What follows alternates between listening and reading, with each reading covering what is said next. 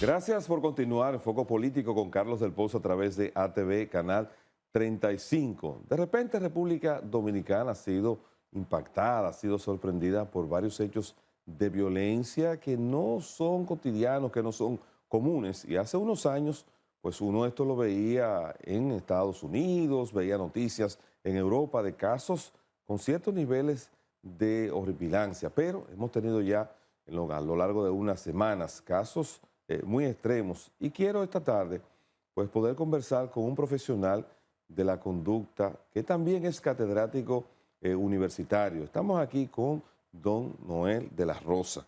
Noel, la forma en cómo el dominicano de hoy se está comunicando, los estímulos que recibe a través de los medios de comunicación, a través de las migraciones por el incremento de los viajes y el turismo, ¿cómo eso está cambiando la forma de pensar y comportarse del dominicano? Obviamente que la República Dominicana ya no es lo que fue ayer en términos de sus relaciones interpersonales, por eso que planteas el tema del turismo, pero también las fronteras se han, digamos, destruido a través de las redes sociales y aunque históricamente nosotros podemos tener un matiz de un comportamiento violento por la manera como interactuamos, es obvio que las metodologías han ido variando en cuanto a nuestra interacción humana.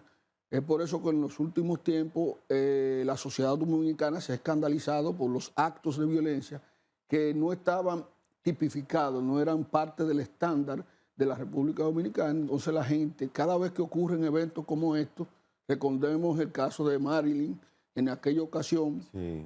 y de la muerte horripilante de esta señorita, cómo se dio, pero cada vez que esto ocurre, la República Dominicana empieza a darse cuenta que la salud mental, no necesariamente el tema psiquiátrico, sino psicológico, es una cenicienta en la República Dominicana y que nosotros tenemos que mirarnos todos en sentido general, desde las más altas instancias hasta abajo, y revisar cómo nos estamos relacionando, desde el tránsito, las relaciones en las escuelas, las relaciones religiosas, las relaciones políticas, las relaciones también empresariales. Hay que hacerle una revisión a todo esto porque definitivamente hay un contrato social de respeto que nosotros debemos reivindicar, que ya hemos dejado atrás. Tú me respetas a mí, yo te respeto a ti.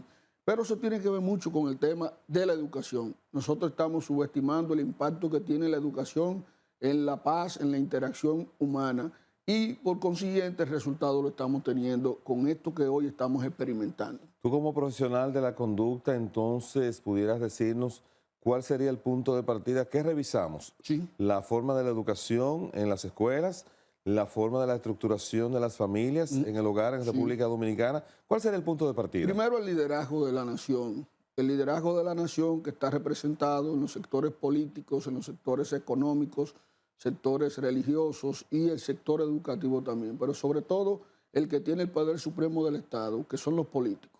Ellos mismos deben empezar con el ejemplo. Sin embargo, hay que revisar también la estructura familiar que poco a poco se ha deteriorado en el sentido de que ya todo el mundo está en las calles trabajando y la crianza de los niños pasó a ser un elemento, digamos, secundario, terciario, en donde los niños ya están siendo criados precisamente por un aparato electrónico o por la, digamos, la trabajadora que dejó sus 5 niños de no criarlo y su instinto maternal de alguna manera fue afectado. Pero la estructura escolar también y el respeto que imponían desde las escuelas también se ha perdido significativamente, independientemente de que hay una inversión altísima en lo que es la educación ya. Sin embargo, ese dinero desde el punto de vista económico no ha sido la panacea, porque los líderes de la educación están pensando más en ganar mucho dinero que en desarrollar un enfoque y un modelo psicopedagógico que vaya encargado a vincular los 3 elementos más importantes, que es el alumno, que es el padre y que es la escuela, los profesores, que eso se perdió ya. Tú has mencionado los políticos, sin embargo, en la sociedad de hoy necesariamente los políticos no son los que más influyen en la sociedad, porque tenemos ahora un liderazgo, por ejemplo, en los deportes. Tenemos un liderazgo dentro de lo que son las artes y los espectáculos y los eventos. Hablamos de liderazgo no porque quizás tenga un enfoque positivo, sino es porque siguen e influyen en el comportamiento de la gente. ¿Qué pasa entonces para que una sociedad pudiera, por lo menos, no ser de alguna manera mal influenciada por un liderazgo, que es el liderazgo que se mueve por el like, por el view, termina imponiendo una cultura que sea completamente opuesta al comportamiento social que debería ser adecuado en una determinada sociedad? Lo que pasa es que en un Estado el monopolio de la violencia para establecer el control lo tiene precisamente los gobiernos, los diferentes poderes, y son a los políticos que se le entrega ese poder estatal. Entonces, por virtud o por obligación, uno tiene que someterse al orden. Entonces, cuando es el propio político el modelo de desorden, entonces el influencer, que es un pelotero... El político dentro del marco de la autoridad. Dentro del marco de la autoridad, pero también como un aspirante a la propia autoridad. Tú puedes estar seguro que si ese modelo funciona bien, los otros por obligación van a tener que hacerlo y van a tener que regirse. Entonces, hasta ahora no ha habido un mensaje claro de que hay una voluntad de que todos hagamos una mea culpa y digamos, mira, yo tengo responsabilidad de que las cosas mejoren. Por ejemplo, yo aquí estoy llevando un discurso, pero yo tengo que mirarme y decir, yo tengo que contribuir a que esto mejore. Sí. ¿Qué ha pasado? Que cuando vamos a la mesa de negociación, vemos el tema, estamos debatiendo, entonces yo nada más quiero que tú cambies, pero yo no quiero cambiar. Entonces así no es posible. Los padres le exigen a los políticos, pero los padres, ¿qué están haciendo? Los políticos le exigen a los padres. Entonces, ¿pero qué están haciendo los políticos? El sacerdote desde el púlpito, ¿pero qué está haciendo el sacerdote? Entonces, es una entramada que nosotros tenemos todos decir, este es un problema psicosocial y todos debemos contribuir a la mejora. Yo quiero ver si se puede establecer un deslinde dentro de lo que es una enfermedad de salud mental y un tema asociado a una distorsión de comportamiento, asociados a otro tipo quizás de trastorno psicosocial, hacer una diferencia. Porque hay personas que pueden padecer una enfermedad mental de la cual ellos no están conscientes que la padecen. Y hay un individuo que no tiene una enfermedad mental como tal, pero tiene un comportamiento completamente antisocial. ¿Qué diferencia se puede establecer y cómo eso se manifiesta en la sociedad? Es muy interesante que nosotros no debemos psiquiatrizar todos los casos, ni la sociedad tampoco, pero sí debemos psicologizarla. Una enfermedad psiquiátrica te desconecta de la realidad y hace que tú emitas comportamientos que aunque tú hagas el intento de controlar, no puedes controlar. Y tú sabes que le estás haciendo daño a otro y te estás haciendo daño a ti, pero tú no puedes controlarlo. Hay casos que tienen que ver con paranoia, delirio de persecución, hay casos que tienen que ver con delirio y ese tipo de cosas, en donde el sujeto está desconectado de la realidad y emite comportamientos que no puede controlar. Pero las alteraciones emocionales básicas que son propias de la interacción, eso con buena educación, con buena costumbre, con un sistema de valores y con un sistema de normas se puede controlar. Entonces, la mayoría de los casos que están sucediendo hay que analizarlo en un marco de lo que está haciendo la sociedad dominicana. Tú no puedes salir a manejar por ahí porque es un tema con los conflictos de tránsito. Dentro del entorno laboral, tú eres una persona que trabaja 12 horas, 8 horas y a veces sigue trabajando en tu casa. No te saneas emocionalmente ni te hace una catarsis emocional porque ya la gente se enfoca más que todo en el trabajo y se está olvidando de las relaciones interpersonales, cómo ese estrés, sacarlo hacia afuera para no explotar de manera fácil. Lo otro es que no nos enseñan a manejar la frustración. Casi siempre nosotros estamos buscando el éxito, pero no nos enseñan ni a tratar con el éxito, ni a tratar tampoco con las frustraciones. La mayoría de esos casos que están ocurriendo tienen que ver con un mal manejo de los impulsos, de las emociones y de las frustraciones que produce el fracaso. Entonces, debemos enfocarnos ahí. Yo planteo dos líneas importantes.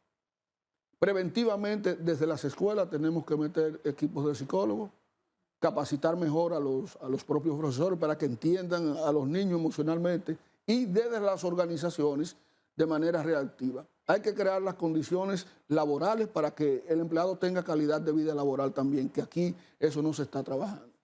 Hay un aspecto que quiero que no dejemos de visualizar. Hay varias cosas que vamos a abordar esta tarde, pero el papel de los medios de comunicación, el efecto y la influencia de las redes sociales, en donde tú tienes medios de comunicación que son locales, pero las redes son internacionales y a través de las redes llegan patrones de comportamiento, creaciones de bienestar que muchas veces son inclusive ficticias. Entonces, ¿cómo una sociedad puede, sin tener la educación y la preparación correspondiente, asimilar que no todo lo que le está llegando a través de una red social con respecto a estilos de vida, por ejemplo, comportamientos, ¿cómo podemos fortalecer a ese ciudadano para evitar de que eso cambie su comportamiento y su mapa mental? Lo primero es que las redes sociales, la tragedia, el morbo, el sexo, las conductas antisociales ya son lucrativas. Ya la gente consume ese tipo de comportamiento de manera abusiva y eso le genera entonces finanzas a la persona que lo emite. Entonces ya tenemos el primer problema. El segundo problema es que si los padres no le están dando el seguimiento a los hijos, por ejemplo, que son los influenciables, para tú poder orientarlo con respecto a lo que está consumiendo, entonces definitivamente yo voy a consumir eso y va a tener el impacto negativo. El problema aquí es que los padres ya no están educando, el problema es que los padres no están dedicándole el tiempo que los hijos necesitan. A mí me consta de familias que están educando ciudadanos potables para la sociedad. Entonces, esos ciudadanos están utilizando redes sociales también, tienen toda la tecnología que tienen los otros. Ahora, ¿cuál es la variable diferenciadora? Que los padres están dándole el debido seguimiento. Pero hoy en día el niño anda por su lado, el padre por su lado. Y lo otro es que hay una cultura de la violencia que se ha establecido. Comportamientos que en otros países son etiquetados como violencia, nosotros aquí le damos el reforzador. Entonces, eso ha creado un estado de situación en donde solamente nosotros nos sorprendemos cuando una madre le corta el cuello a la hija y lo coloca en un lugar y el cuerpo en otro. Cuando una madre agarra a su niña y se tira, que son casos excepcionales que uno no esperaba. Entonces, ahí nos asombramos. Una vez pasen los 3 meses, ya nosotros nos olvidamos de las redes sociales, nos olvidamos de eso y seguimos con el morbo, seguimos con la chercha y le damos para adelante. A propósito de ese caso, el papel de la religión en la frontera de los temas de salud mental y distorsiones también de la personalidad. Cuando el líder religioso, entre comillas, pues él de manera irresponsable, él asume que él puede a través de la fe resolver temas que son inherentes a la propia salud. Entonces, ¿cómo también tenemos esa otra situación a propósito de ese caso? Esa señora estaba en un culto religioso que ya fue admitido por el vocero de esa congregación, aunque ahora no aparece el video que comparte el mensaje que ellos estuvieron intercambiando antes del hecho, pero llama la atención que reconocen que esta persona estaba fuera de sus cabales. Entonces, el papel del Estado ante esa situación de la proliferación de iglesias o de personas que se dedican a la fe, pero realmente lo que están es enmascarando los problemas de salud mental de la gente. Sí, claro que sí. Yo en los últimos tiempos he estudiado mucho el tema de la psicología y la religión, de la psiquiatría de la religión, y precisamente hay una gran cantidad de personas que van a la religión no a buscar a Dios, sino a solapar el problema psiquiátrico que tienen. Y desde la religión, entonces, entiende que tiene la autoridad para poder identificar y definir quién va para el infierno y quién no va para el infierno, que es una violencia muchas veces religiosa. Pero no podemos atribuirle un caso aislado como este a que el tema, la variable distintiva fue la religión. No, fue el tema de la salud mental en esta persona y encontró un acicate, un soporte en la religión. Hay muchos líderes religiosos que son manipuladores y precisamente encuentran esas víctimas de personas que tienen un vacío existencial y ellos entonces le suplen le llenan ese vacío existencial y desde ahí pueden controlarlo. Pero yo no creo que haya que asignarle a ese caso en particular que fue un mandato de un Dios, fue un mandato de otra cosa que no sea algún tipo de trastorno o algún tipo de situación de frustración que haya tenido la persona. ¿Qué tú harías si de ti dependiera la decisión de comenzar a implementar pues la ayuda y el apoyo psicológico en las escuelas? ¿Cómo comenzarías? ¿Qué harías? Bueno, hay que establecer un sistema de seguimiento a los casos de violencia en los niños, por ejemplo el bullying, e ir haciendo estadística con los niños y la frecuencia con que un niño incurre en un acto de violencia. Después, hacer un equipo multidisciplinario con el psicólogo escolar, el orientador, un psicólogo clínico, profesores y también las madres para atender esos casos. ¿Qué está pasando en la escuela ahora? Que los niños emiten conductas antisociales y no hay nadie que se siente con ellos de manera seria y hasta tanto él modifique su comportamiento, entonces ya dejamos ese caso. Lo que se está necesitando ahora mismo es atención y un protocolo de cómo tratar esos casos que no existen. Eso es lo que yo estoy planteando en estos momentos. Igual dentro de las empresas. ¿Tú crees que es recomendable que esos niños, que los profesores y que los demás compañeritos entienden que fastidia mucho, que es intranquilo, la solución sea mandarlo para su casa? No, atenderlo, al contrario, atenderlo, lo mandas a tu casa y lo estás condenando definitivamente. Pero es que aquí no están contratando los especialistas del comportamiento. Un psicólogo escolar es que te puede decir, mira, es una conducta típica de un niño de esa edad. O te puede decir, no, ese comportamiento se está saliendo de los parámetros y puede caer en el tema de lo antisocial. Ahora, te voy a decir una cosa. En cada niño inquieto, antisocial, hay unos padres para allá atrás irresponsables o que también tienen ese perfil.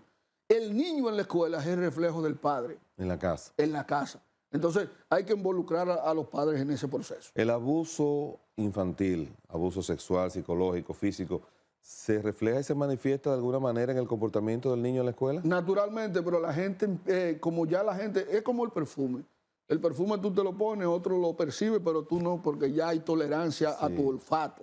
Lo mismo pasa en la casa cuando tú tienes un sistema de control basado en la violencia verbal o física. Llega un momento que tú entiendes que eso es natural y que eso no pasa nada, pero un día se te va la mano. Hay gente que defienden la pela y una nalgadita, una cosita que sirve. El problema con la nalgadita es que el niño va asimilando tolerancia, ya no le duele y tú no controlas comportamiento.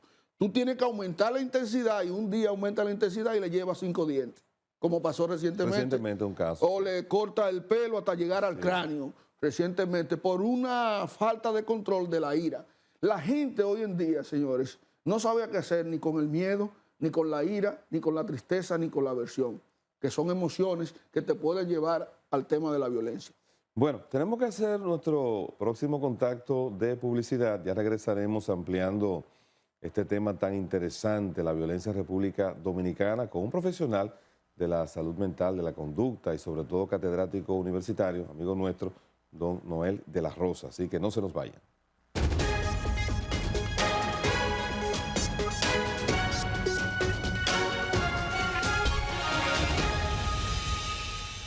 Continuamos en Foco Político con Carlos del Pozo a través de ATV, Canal 35, domingo por la tarde, como siempre. Agradecidos de que ustedes mantengan la sintonía y nos sigan en nuestras redes sociales, @Foco Político TV. Estamos conversando con el psicólogo y catedrático universitario Noel de la Rosa a propósito del tema de la violencia en República Dominicana. Yo quiero preguntarte en este bloque, Noel, si estuvo advertido por diferentes profesionales a nivel del mundo que después de la pandemia tendríamos entonces una nueva pandemia, que es la pandemia que está afectando a la humanidad, la salud mental. En este caso, ¿qué oportunidad tú ves que tiene República Dominicana para poder comenzar a cambiar un poco esa cultura de violencia, pero una violencia inatendida en muchos casos, incomprendidas en otros? Sí. Mira, los casos de esta magnitud te dan dos caminos. O se constituyen en una pandemia después de una pandemia, o se constituyen en una oportunidad para tú establecer los controles. Y desde que nosotros estuvimos saliendo de la pandemia, estuvimos diciendo en medios de comunicación que era la oportunidad para nosotros ponerle mayor atención a lo que era la salud mental, pero de verdad, no en el cliché. Este era el momento de nosotros enfocarnos en la salud mental preventiva, pero también establecer los protocolos para los casos que puedan ocurrir. Porque era evidente que luego de este encierro y de esta presión a que se sometió a través de los medios de comunicación, de miedo, de pánico, de fobia, era evidente que luego de que se saliera iba a haber un brote de alteraciones emocionales de marca mayor. Pero en el país no atendieron a ese llamado. Era la gran oportunidad de nosotros decir que desde las escuelas, a través de los medios de comunicación, con los diferentes canales que nosotros tenemos, llevar lo que es la educación psicológica. Y eso definitivamente no se vio como una oportunidad, sino que nos quedamos en la lamentación, en el discurso, y no se pudo hacer nada definitivamente. En este proceso de reforma que está llevando a cabo el gobierno en diferentes aspectos, comenzando por reforma de la Constitución, fiscal, entre otras, ¿no te parece a ti que también debió haberse incluido el tema dentro de la reforma, cómo abordar los problemas de salud mental? Porque hay una realidad también. El dominicano no tiene los medios para ir a atenderse, por ejemplo, de los temas de salud mental. Si va en su empresa, tiene que tener cuidado con el estigma que tiene de que si va al psicólogo o al psiquiatra, pues comienzan de alguna manera a apartarlo. Pero los costos de atender también la salud mental son muy elevados. Entonces, ¿qué te parece a ti que se pudiera hacer para que el dominicano tenga la oportunidad, ciudadano, el trabajador, la gente en sentido general, tenga la oportunidad de abordar la salud mental como hace los procesos cardiológicos, como hace con el urólogo? Desde 1844, cuando se crea la primera constitución de la República Dominicana, que se publica el 6 de noviembre, y usted analiza todos los cambios que han habido en términos de esa Carta Magna, usted se dará cuenta que nosotros cambiamos los documentos, pero no la mente. Es un error. Una reforma implica también una transformación mental y nosotros, eso se logra a través de el proceso de socialización, de la publicación, de hacer hincapié sobre eso. Ahora mismo estamos en otro proceso también de muchas reformas, fiscal, policial, de la Constitución, pero hay otra que no se le presta tanta atención, que es el Código de la Salud Mental que está propuesto ahí. Pero también está el Código Laboral, que también se está discutiendo y no acaba de salir porque hay intereses encontrados. Entonces nosotros tenemos una oportunidad este año y el que viene maravillosa para nosotros poder vincular al comportamiento que nace de la psicología de toda la sociedad a través de la Carta Magna y de las cartas adjetivas, el elemento del comportamiento humano, digamos, pacífico y saludable. Estamos en una oportunidad, pero lo primero que tienen que cambiarse el chip son los políticos que toman decisión, los que van a la legislación, los que crean las leyes y el que la veta también, que es el Poder Ejecutivo. Si ellos no tienen esa convicción y sencillamente eso se utiliza como un cliché político, definitivamente los cambios que se van a hacer es para beneficiar a sectores exclusivos, no beneficiar a la sociedad en su conjunto. Lo que quiere decir que las crisis lo que hacen en el ser humano consciente y saludable es que crean oportunidades de construir nuevas cosas. Entonces nosotros tenemos que aprovechar este momento, pero debe ser la sociedad en su conjunto. Por eso, todos los medios de comunicación deberían ponerse a una con el discurso. ¿Qué es lo que queremos nosotros en esta sociedad? ¿Transformarla y hacerla una sociedad pacífica o dejamos que hasta que toquemos fondo como pasó ahí en El Salvador? Que hubo que tomar decisiones radicales que se están tomando ahora mismo. Entonces yo entiendo que es mejor cambiar por la buena, que es más auténtico el cambio que cambiar por las malas. Noel, la parte económica no podemos dejar de evaluarla porque eso también termina impactando en el comportamiento de la gente. Desde hace un buen tiempo estamos inducidos a una sociedad de consumo. Exacto. Y esa sociedad de consumo pues lleva a que la gente tenga que vivir por encima de las expectativas. Exacto.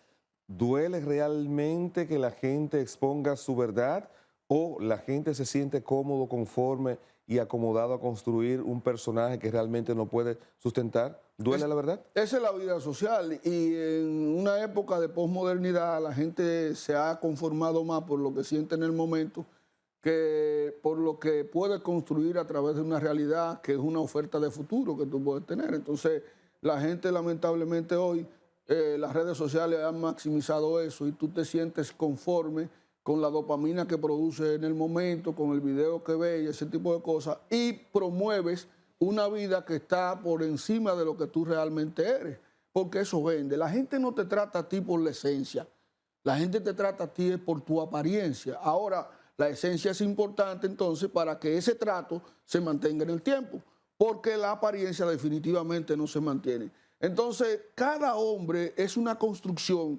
de su propia época, de su propia temporada. Decía José Ortega y Gasset, uno de los filósofos españoles de mayor trascendencia, yo soy yo y mis circunstancias. Y ahí la gente se queda. Pero después yo leí que él decía, si no salvo a mis circunstancias, no me salvo a mí. Entonces el hombre vive permanentemente en esa disyuntiva.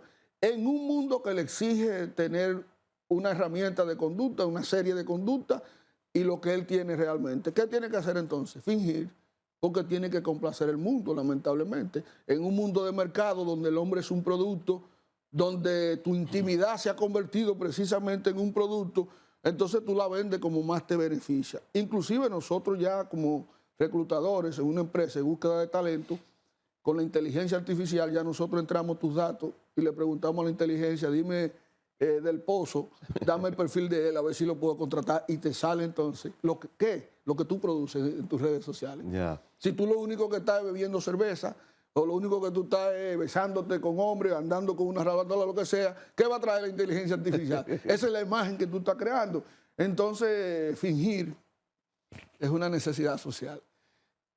A propósito del envase y el contenido, ¿a partir de qué momento se convirtió tan importante pues proyectar el envase con ausencia de contenido? Y si una persona que se enfoca en proyectar ese envase, esa apariencia, puede llegar a tener una paz espiritual, puede llegar a tener una vida social, emocionalmente estable. Mira, yo en mi segundo texto que voy a publicar ahora, que se llama Mentir o Perder, el arte de ser el peor y ser elegido como el mejor, planteo esa disyuntiva. ¿Desde dónde nosotros empezamos con esto? Bueno, desde el contrato social. Desde que un hombre se juntó con otro y él le dijo, tú me respetas, yo te respeto, yo no te robo, tú no me robas, yo no te quito tu mujer, yo no te quito la tuya. Ahí empezó entonces la necesidad de tú vender a aquel personaje que el otro está buscando.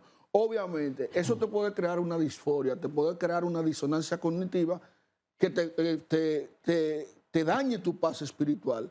Pero también para eso hay una mentira que puede resolverte ese problema. ¿Cuál es esa? Engañarte a ti mismo. Cuando tú haces el papel convencido de manera auténtica de lo que tú estás haciendo aquí ahora, porque ¿qué estoy haciendo yo aquí ahora mismo frente a la cámara?